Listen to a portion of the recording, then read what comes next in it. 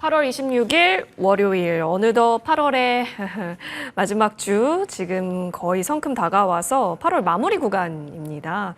시간 참 빠르다라는 생각이 들고, 오늘은 확실히 제약바이오가 이끌고 액침 냉각, 그리고 항공이라든지, 그렇죠? 이쪽까지 흐름이 나오는 대신 진단키트나 엠폭스 쪽, 그리고 코로나 쪽은 지금 밀려 있습니다. 자, 시장의 분위기를 어떻게 읽어야 할까요? 이분과 함께 마무리해 보겠습니다. IBK투자증권 함정남 차장 모셨습니다. 어서 오세요, 차장님. 안녕하세요. 반갑습니다. 사실 시장에서 잭스놀만 8월 내내 외친 것 같거든요. 네. 그 잭스놀이 좀 어느 정도 지나갔는데 뭐 우리가 계속 이야기 들었었던 것은 이거였죠. 이제 때가 됐다라는 거, 전환의 때가 됐다라는 거. 그리고 났더니 시장에서는 한 50bp 정도를 보고 있는 것 같긴 한데 이거 맞는 건지 시사점을 어떻게 정리해 볼 수 있을까요? 일단은 오늘 방송이 제가 방송을 했었던 거 통틀어서 손에 꼽힐 만한 자신 없는 날입니다.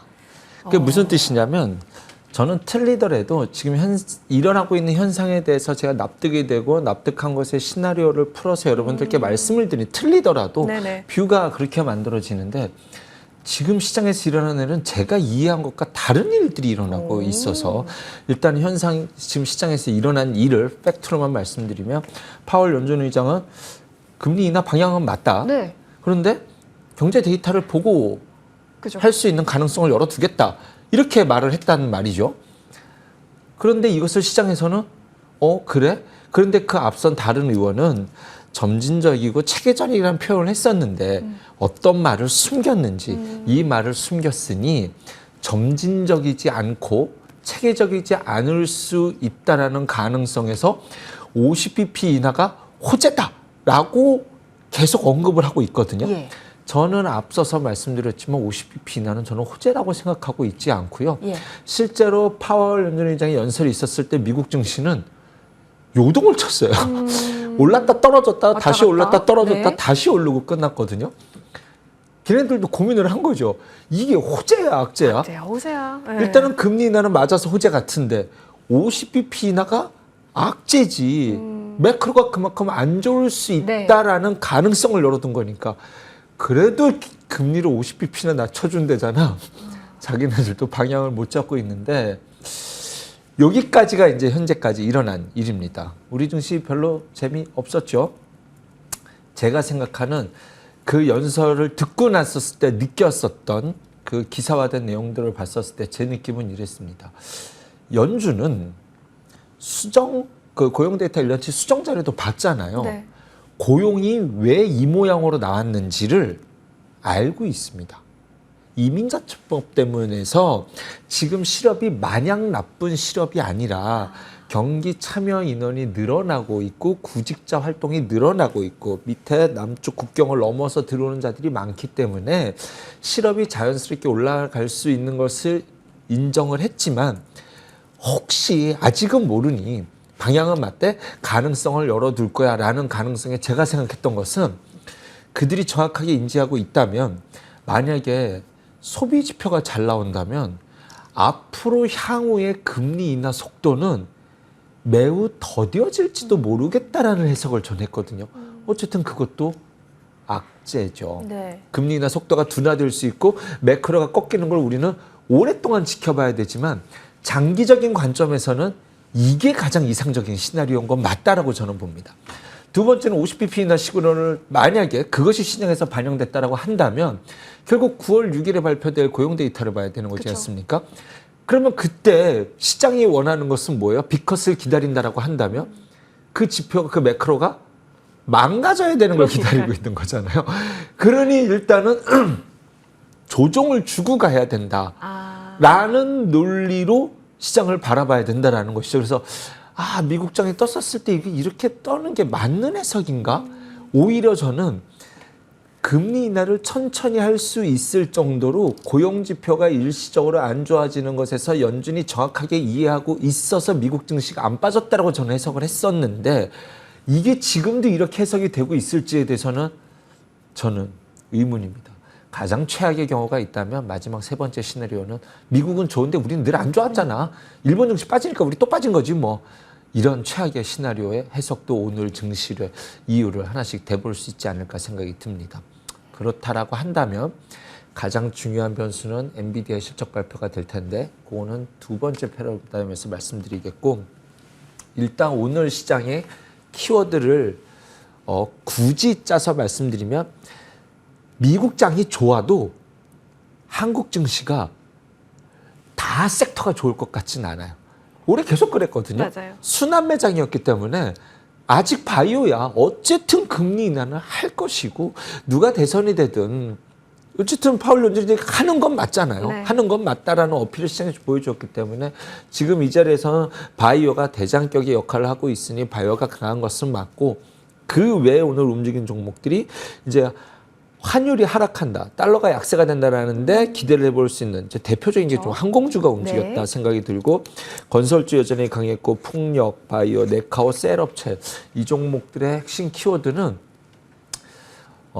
환율 약세라던가 달러 약세 수혜도 있지만 사실 기본적인 건 많이 빠져 있었던 소외 종목군들이었다라는 점, 낙폭과대라는 키워드로 여기서 맞춰보신다고 한다면 오늘의 시장의 키워드는, 그래 바이오는 이제 지금 계속 가장 활발하게 일어나고 있는 섹터니 인정. 그 외에서는 다 이유만 갖다 붙일 수 있다면 실마리를 풀어내갈 수 있는 낙폭과대 종목들이지 않나라는 생각이 듭니다. 그래서 오늘 움직이는 종목들도 제가 시나리오를 맞춰서 업종을 끼워 맞추려고 해도 다소 억지스러운 이유를 갖다 붙이게 될 것 같아서, 만약에 풍력은 금리 인하처럼 최대 수혜주 신세대를 그중에 풍력을 앞단이라고 계속 누님 말씀드리지 네. 않습니까? 근데 진짜 파월의 여전히 금리 인하를 천천히 할 시그널이라고 한다면 오늘 조금 천천히 올랐어도 되지 않았을까? 근데 여기에 해리스가 치고 올랐단 말이죠. 네. 당분간은 해리스에 친화적으로 주가가 움직일 것이라서 모든 섹터들이 각자 자기만의 주가 오름과 떨어짐을 자기만의 이유로 갖다 붙일 수 있는 시장이라, 오늘은 제가 지금 시장이 이렇습니다라고 해서 딱 결론으로 여러분께 틀리더라도 저의 뷰를 말씀드렸는데, 오늘은 이러한 저런 가능성의 시장의 해석이 공존하고 있는 시장이다라는 좀 바보 같은 말을 들을 수밖에 없는 시장임을 양해를 부탁드립니다. 아니 근데 차장님 이해가 돼요. 왜냐하면 일전에 블랙먼데이 때 왜 떨어졌는데요, 우리가? 경기 침체. 그러면 와 50bp 하면 진짜 그 경기 침체 인정하는 거 아니야? 로 충분히 접어들 수도 있었던 가운데 지금은 50bp 이내할 수도 있겠네. 그러면 우리가 어디가 수혜일까로 지금 접어든 이런 시장의 스탠스가 굉장히 또 그때 다르고 지금 다르고 하다라는 거죠. 그래서 다 각자 처한 상황에 맞게 이유를 갖다 붙이며 오르면 오르는 대로 내리면 내리는 대로 움직임이 나올 수 있다라는 점, 어질어질하네요. 이런 네. 속에서 우리는 뭘 믿어야 할까 고민을 계속 해볼 수밖에 없는데, 일단 또 확실한 건 또 넘버고, 또 확실한 쪽에 있어서의 넘버를 확인하고 싶어하는 영역은 반도체인데 이번에는 반응이 있을지. 엔비디아 실적 발표가 이제 한국 시간으로는 29일 새벽 6시 될 것으로 보이고요. 미국 시간은 26일인가요? 8일인가요? 그죠? 29일이죠. 예, 한국 시간으로는. 네. 그 다음날 새벽 6시에 나오는 걸로 알고 있습니다. 그러니까 우리는 하루 다음날 알 수 그죠. 있게 되는데요. 29일 새벽에. 날 알 수 있게 될 텐데, 장 시작 전에. 마음은 무슨 발표가 나더라도 발표하면 시간에서 급등을 하지 않을까라는 조심스러운 기대를 해보는데, 애프터에서. 그렇게 생각하는 기저 베이스의 제 생각이 무엇인지를 아셔야 됩니다. 엔비디아 시장이 잘 올라갈 것 같아서 아니죠. 블랙웰의 앞으로의 계획과 그 다음에 진짜로 AI 기업들이 돈은 못 벌더라도 투자 사이클에 대한 확신을 젠슨한 건 갖고 있는지에 대해서 시장이 어느 정도 어필할 수 있는가가 굉장히 중요한 키워드일 텐데, 그 말도 당연히 좋다라고 말할 수 있을 가능성도 있죠. 그 말을 시장이 호재로 받아들일 수 있느냐가 저에겐 중요한 의미거든요. 이게 무슨 뜻이냐면, 만약에 금리 인하가 막 차곡차곡 해가지고 올해 2번 내리고 내년에 4번 내리고 뭐 해가지고 내년까지 합쳐서 6번 내린다. 어쨌든지 간에 이런 시나리오로 되면 서서히 시장이 그동안에 있었던 매그니피센트 세븐이라든가 빅테크 기업에서 정부 투자 사이클의 종목들로 주도주의 변화가 일어나는 과정 속에 바이오가 한 자리를 차지할 것이고, 반도체가 느린 걸음으로 기회는 있어 보인다. 저는 이렇게 보고 있는 거거든요. 네네. 왜냐하면 투자를 멈출 수는 없다라고 생각이 예. 드는데, 제가 앞서 말씀드린 것처럼 파월이 금리를 급하게 내릴 수 없다라는 점을 염두에 두고 미국 경기가 생각보다 천천히 슬로우 다운 될 것이라고 생각을 한다면 금리 인하 속도가 우리가 생각하는 것보다 느려질 수 있겠죠. 그렇다라고 한다면 빅테크 기업들의 강세가 여기서 끝이 아닐 수도 있다라는 생각도 조심스럽게 들어서 네.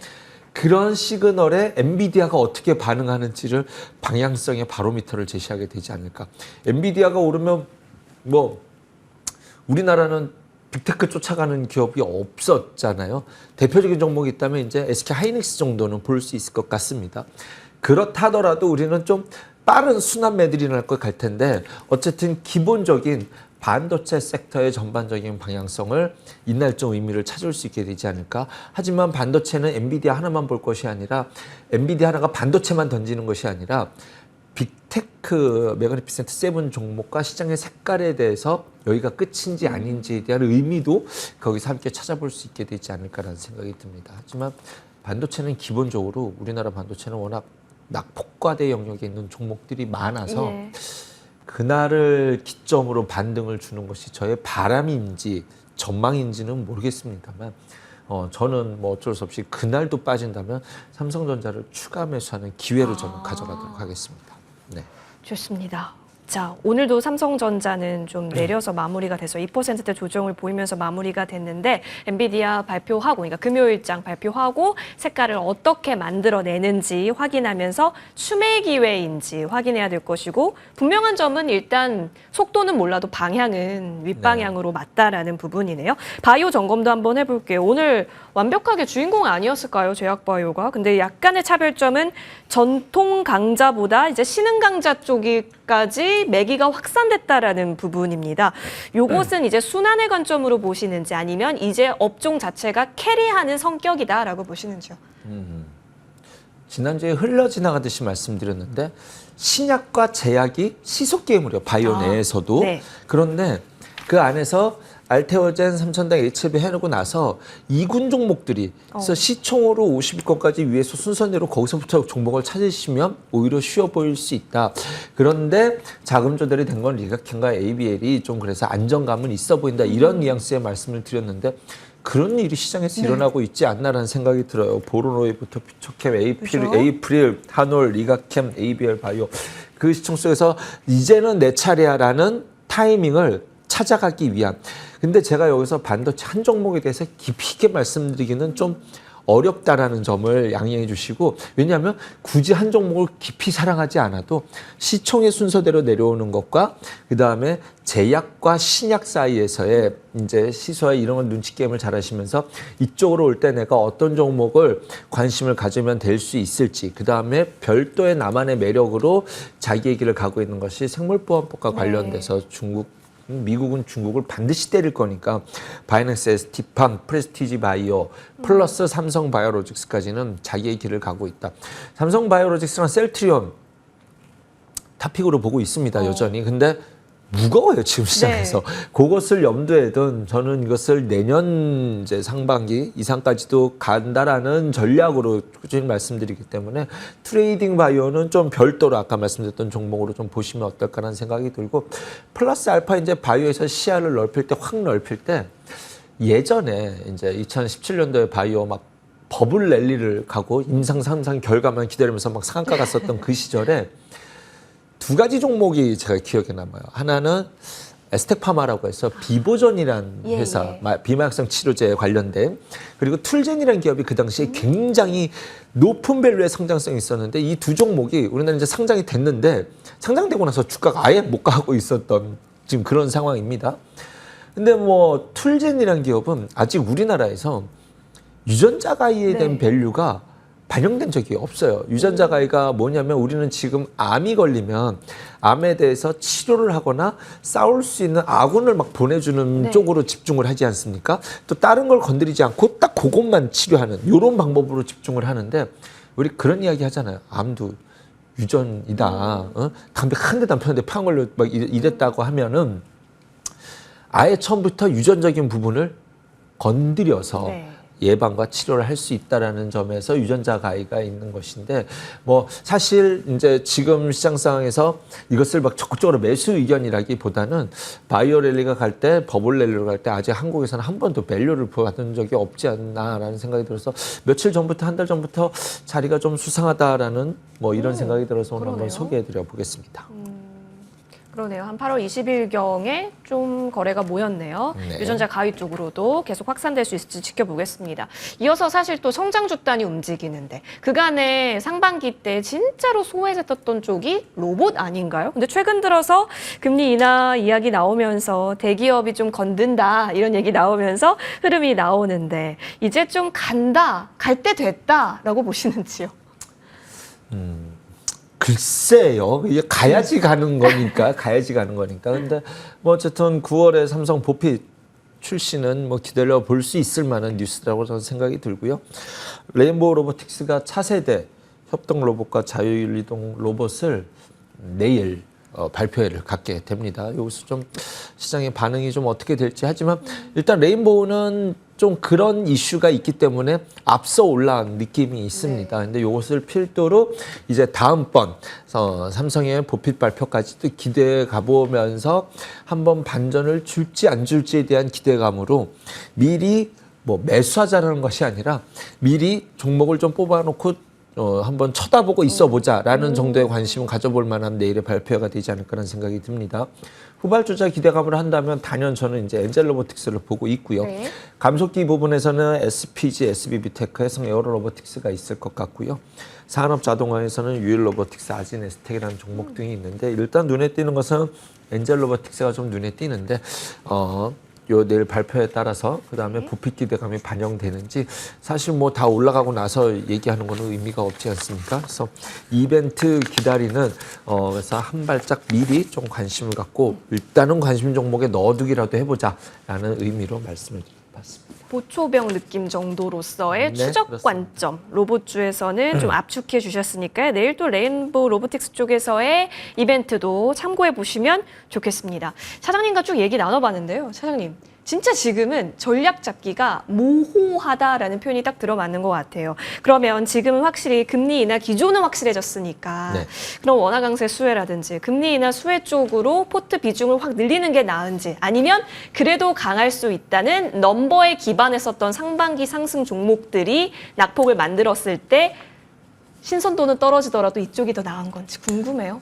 일단은 반도체가 한번 반응을 주는지 안 주는지를 확인하고 해도 엔비디아 실적 이후에요. 확 쫓아가면 그 위에 후발주자도 쫓아갈 수 있는 번갈아 가면서 올 수 있는 섹터가 예. 바이오 반도체 내에서도 꽤 많이 있거든요. 그래서 그것을 확인하고 사자 이런 것은 아니지만 뭐 그 확인은 일단 할 필요가 있다고 생각이 듭니다. 그래야 제가 여기서 어떤 의미 있는 말들을 네. 말씀을 드릴 수 있지 않을까라는 생각이 드네요. 알겠습니다. 알겠습니다. 여러분 여기서 기회를 잘 봐야 될 것 같고 지금 시그널 하나하나에 예민하게 좀 판단도 필요해 보입니다. 함정남 차장님과 저희는 함께했고요. 오늘 양대 시장은 마이너스권에서 마무리가 됐습니다. 사실상 외국인이 현선물 쪽에서 매도 우위를 보였었던 가운데 그래도 외국인이 선물 쪽에서는 순매수 쪽으로 좀 힘을 강하게 막판에 돌려 세우려는 시도는 보여졌습니다. 많이 현물 쪽에서 덜어내긴 했는데 일단 시장에서 여러분 좀 수혜가 모였고 수급이 쏘인 쪽에 있어서 더 한번 정리하는 시간 가져보면 좋겠고요. 이어지는 머니투데이 방송과 함께 내일장 전략도 꼭 채워가시죠. 저희는 여기서 인사드립니다. 시청해주신 여러분 고맙습니다.